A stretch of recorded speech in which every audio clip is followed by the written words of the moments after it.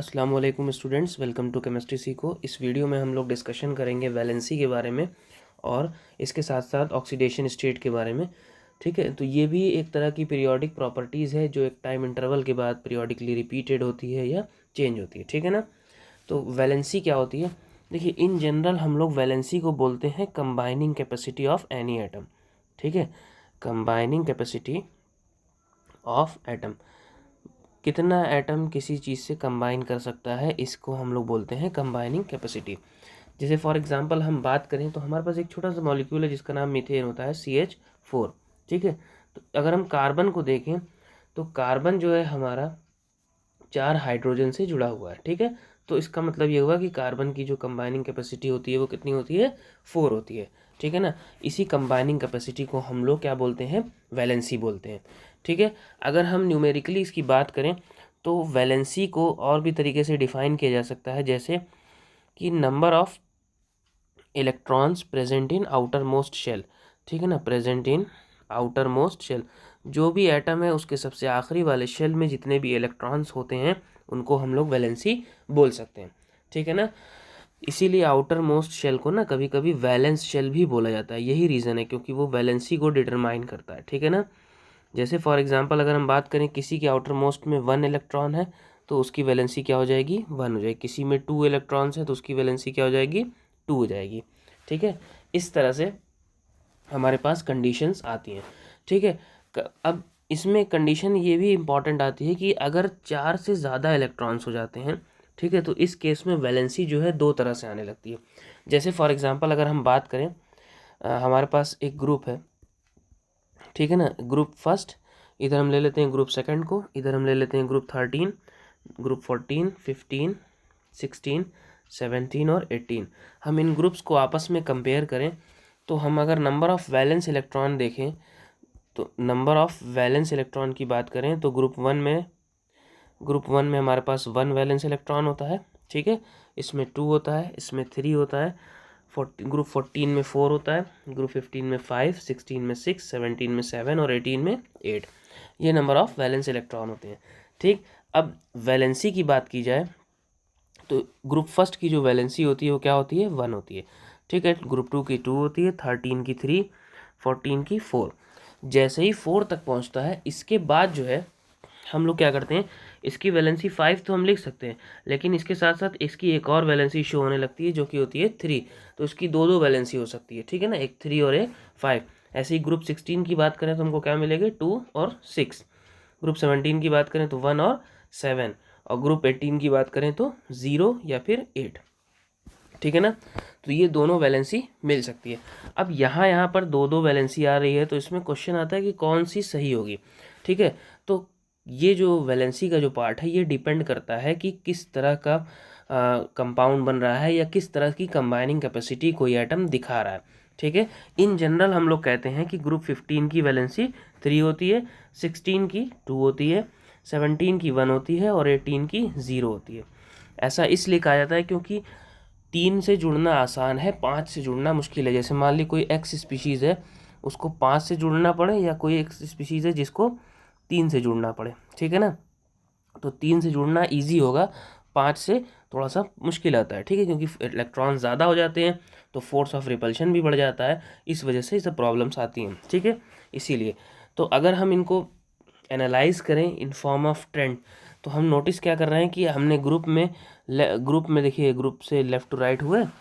ठीक है ना, अलोंग द ग्रुप चले तो मतलब first group, second group, 13 group, 14 group, ये सारे।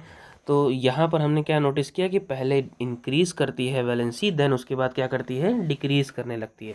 ठीक है, पहले 1 से 4 तक इंक्रीज़ कर रही है, उसके बाद फिर क्या करती है? ये हमारे डिक्रीज़ करने लगती है, 4 से फिर किसी तरफ शिफ्ट होती है? 0 की तरफ। तो ये एक ट्रेंड फॉलो होता है जब हम ग्रुप्स को चेंज करते हैं, तो 1 से 2, 3, 4, 5 इस तरह से। ठीक है ना, तो वैलेंसी का ये फैक्टर होता है। ठीक है, अब अगर हम बात करें किसी एक पर्टिकुलर ग्रुप की, जैसे फॉर एग्जांपल हमारे पास कोई, जैसे मान लिया हमारे पास ग्रुप 1 है। ठीक है, ग्रुप 1 के सारे मेंबर्स को हम लोग लिखते हैं, ठीक है ना, हलीना के रब से फरियाद। ठीक है, इस तरह से याद किया जाता है। Hydrogen, lithium, sodium, potassium, rubidium, caesium, francium. तो हम क्या नोटिस करते हैं कि अगर किसी एक पार्टिकुलर ग्रुप में हम चल रहे हों तो सबकी वैलेंसी सेम ही होती है, ठीक है ना। जैसे हम अगर ग्रुप में टॉप से बॉटम की तरफ आ रहे हैं, टॉप से बॉटम की तरफ आ रहे हैं, तो हमको वैलेंसी क्या मिलती है, चेंज नहीं मिलती, सब की सब क्या रहती है, सेम रहती है, ठीक है। इसी तरह से जैसे मान लिया अगर हम बात करें ग्रुप सेकंड की, तो ग्रुप सेकंड हमारे पास क्या होता है, beryllium, magnesium, calcium, strontium, barium और रेडियम। इन सब की वैलेंसी की बात की जाए तो हमारे पास वैलेंसी इनकी क्या मिलती है, 2, इसकी भी 2, कैल्शियम की भी 2, स्ट्रोंटियम की भी 2, बेरियम की भी 2 और रेडियम की भी 2, ठीक है। तो हमने टॉप से बॉटम आया तो हमको वैलेंसी में कोई चेंज नहीं दिखेगा, ठीक है। लेकिन अगर हम पीरियड्स में यानी ग्रुप को चेंज करें, जब हम एक किसी अलॉन्ग द पीरियड चलते हैं ना तो ग्रुप्स चेंज होते जाते हैं, तो ग्रुप अगर हम चेंज कर रहे होंगे तो हमको वैलेंसी में पहले इंक्रीज़ मिलता है, फिर उसके बाद डिक्रीज़ मिलता है, ठीक है। इसके बहुत सारे एग्जाम्पल्स हैं।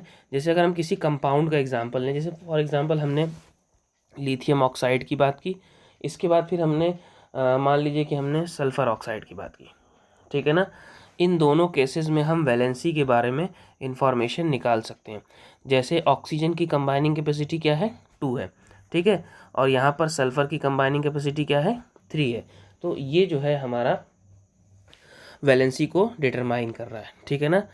तो अब ऑक्सीजन की वैलेंसी या कंबाइनिंग कैपेसिटी 2 हो रही है, तो उसको 2 चाहिए, तो एक लिथियम की कंबाइनिंग कैपेसिटी हमने अभी देखा यहाँ पे, लिथियम की कंबाइनिंग कैपेसिटी 1 है, तो एक ये ऑक्सीजन एक वैलेंसी से लिथियम का, फिर दूसरी वैलेंसी से लिथियम का, इस तरह से करके लिथियम का 1 और ऑक्सीजन का 2, इस तरह से ये कंपाउंड बनते हैं। तो हम बेसिकली कंपाउंड के थ्रू भी एक आइडिया निकाल सकते हैं कि वैलेंसी किसी भी एटम की क्या हो सकती है, ठीक है ना।